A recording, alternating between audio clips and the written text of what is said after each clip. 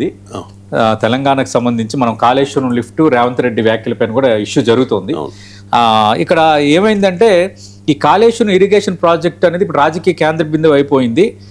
Kannepalli pump house నుంచి నీటిని విడుదల చేయాలని బీఆర్ఎస్ డిమాండ్ చేస్తోంది. ప్రభుత్వం నీటిని వదలట్లేదని ఆరోపిస్తోంది. అయితే ఈ నేపథ్యంలో అసలు కాళేశ్వరం ప్రాజెక్ట్ నిర్మాణం, ఖర్చు, ప్రయోజనాలు, నిర్వహణ, మేడిగడ్డి బ్యారేజ్ సమస్యలు ఇవన్నీ వచ్చేసాయి. కన్నెపల్లి పంప్ హౌస్ దగ్గరికి కేటీఆర్ వెళ్ళారు. తర్వాత ఇక్కడ మాజీ నీటిపారుదల మంత్రి హరీష్ రావు ఇక్కడ ప్రెస్ మీట్ పెట్టారు. ఇష్యూ అలా అలా అలా అలా ఒక పెద్దదైపోయి ఇప్పుడు ఒక రాజకీయమైన అంశం అయిపోయింది. గత 10 రోజులుగా దీని మీద చర్చ జరుగుతుంది బలంగా. పవర్ పాయింట్ ప్రెజెంటేషన్ వరకు వచ్చారు చివరికి. ఇదంతా జరిగింది. ఇక్కడ ఇష్యూ ఏమైందంటే మేడిగడ్డ బ్యారేజీలో పిల్లర్లు కొంత కుంగిపోవటం, నిర్మాణానిపై ప్రశ్నలు రావడంతో కాంగ్రెస్ ప్రభుత్వం వచ్చిన తర్వాత ఈ ప్రాజెక్టులపై విమర్శలు పెంచింది, విచారణలు చేసింది. బీఆర్ఎస్ వాదన ప్రకారం నీటి లభ్యత ఉన్న ప్రభుత్వం నీరు అందించడం లేదన్నది బీఆర్ఎస్ చేస్తున్న వాదన. ఈ విధంగా మొత్తం కాళేశ్వరం సంబంధించి మాటలు యుద్ధం అటు ఇటు కంటిన్యూ అవుతోంది. ఈ నేపథ్యంలో ఇప్పుడు ఏమైందంటే సీఎం రేవంత్ రెడ్డి ఒక కామెంట్ చేశారు. ఏమన్నారు? వారిని కోసి వచ్చే రక్తం, కొవ్వు పొలాలకు ఎరువులుగా, పంటలుగా ఉపయోగపడతాయంటూ ఒక కామెంట్ చేశారు. అలాగే వారికి బెల్ట్ ట్రీట్మెంట్ అవసరం, అంటే బెల్ట్తో కొట్టాలి అని దాని అర్థం. అలా ఆయన కొన్ని ఘాటు వ్యాఖ్యలు చేశారు. బీఆర్ఎస్ ప్రభుత్వం పైన ఈ ఆర్థిక అవతాకులపై నీ చర్చకు సిద్ధమని ఒక కామెంట్ చేశారు. దీంతో ఇష్యూ పెద్దదైపోయింది. అంటే ఆ విధంగా మాట్లాడతారా? రక్తం అన్న రీతిలో మాట్లాడతారా? రక్తం, కొవ్వు పొలాలకు ఎరువులుగా, పంటలకు ఉపయోగపడతాయని అంత ఘోరంగా మాట్లాడతారా సీఎం అంటూ హరీష్ రావు స్పందించి, వీళ్ళందరూ స్పందించి అవసరమైతే రైతుల కోసం ఆ ప్రాణాలైనా ఇస్తామని ఇంకా బీఆర్ఎస్ నేతలు మాట్లాడడం స్టార్ట్ చేశారు. ఇదంతా అలా తిరిగి అయింది.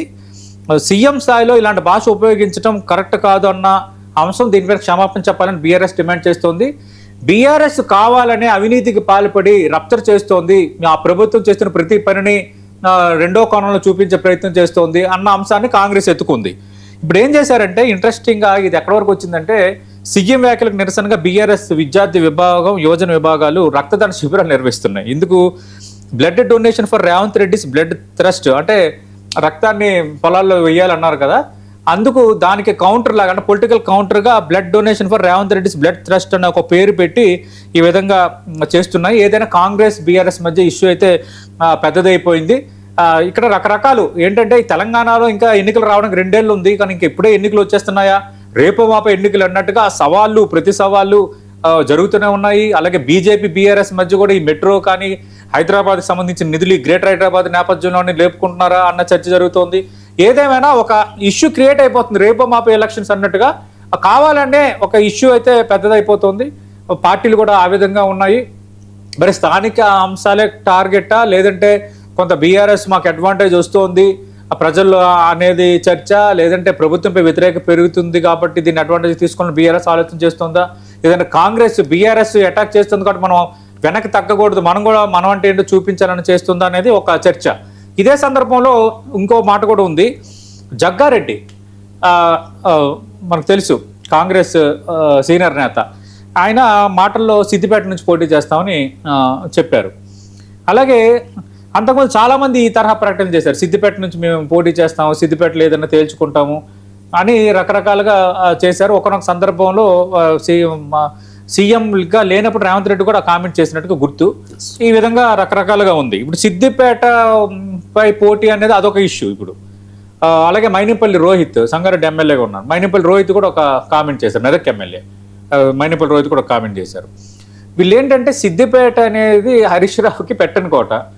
ఉమ్మడి ఆంధ్రప్రదేశ్ నుంచి కూడా చూస్తున్నాం, సిద్దిపేటలో హరీష్ రావు తిరుగులేని నాయకుడు. ఎలాంటి ప్రతికూల పరిస్థితున్నా, అనుకూల పరిస్థితున్నా బంపర్ మెజార్టీతో గెలవడం అనేది హరీష్ రావుకి అక్కడ అదొక అలవాటు, అంటే అదొక అంటారు కదా, అదొక ఆచారంగా అయిపోయింది ఆయన గెలవడం అనేది. అలాగా ఆయన ఏంటంటే బీఆర్ఎస్ లీడరు, మాజీ మంత్రి లేదంటే మంత్రి, కీలక నేత అనే కంటే ఆయన అక్కడ ఉన్న ప్రజలతో, నియోజకవర్గంతో అంతగా మమేకం అయిపోయారు అన్నది ఒక చర్చ. హరీష్ రావు అంటే సిద్దిపేట అంటే హరీష్ రావు అని. కానీ ఇప్పుడు ఇందాకలతో అనేది వర్తిస్తుంది. రేపు పొద్దున్న ఇంక ఎన్నికలు రేపే వచ్చేస్తున్నాయన్నట్టు ఈ సిద్దిపేటకు సంబంధించి సవాలు కూడా ఒకరిపై ఒకరు విసురుకుంటున్నారు. చాలామంది అంటారన్నమాట, ఎప్పుడైనా పరిస్థితి అంటే కొంత హరీష్ రావు యాక్టివ్గా ఉన్నంత వరకు పాలిటిక్స్లో హరీష్ రావుని అక్కడ ఓడించడం కష్టం అనేది ఎక్కువ మంది అనే మాట. ఎందుకంటే కొంచెం సిద్దిపేట నియోజకవర్గాన్ని సర్వాంగ సుందరంగా తీర్చిదిద్దారు. అలాగే అటు ఇరిగేషన్ పరంగా కానీ, మౌలిక సదుపాయాల పరంగా కానీ, అక్కడున్న ప్రజలకి ఏం అవసరం అన్న దానిపైన కానీ ఆయన కొంత డెడికేటెడ్గా ఒక పొలిటీషియన్ ఏ విధంగా ప్రజలకు చేయాలన్న ఒక ఉద్దేశం ఉంటుందో ఆ ఉద్దేశాన్ని నెరవేర్చారు అన్నది అక్కడ చాలామంది చెప్పుకునే మాట. కానీ ఎప్పుడు కూడా దీన్ని ఒక హాట్ టాపిక్గా అవుతుంది. ఏ నియోజకవర్గంలో ఉండదు.